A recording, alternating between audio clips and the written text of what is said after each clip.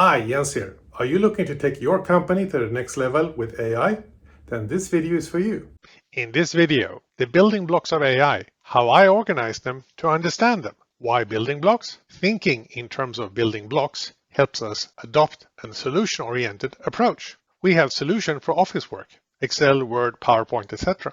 We also have e-commerce solutions, Shopify, Stripe, and logistics companies. These are the primary building blocks of AI. One of the newcomers is large action models. We also need to understand how AI works and what errors it can make. So we have explainable AI and ethics and bias in AI as an additional frameworks. For each building block I look at, examples from business, how it was made, your benefit, and examples how you can use it in your business.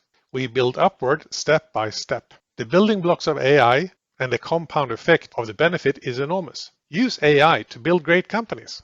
I hope you enjoyed this video. Please let me know in the comments below which building block of AI you find most interesting.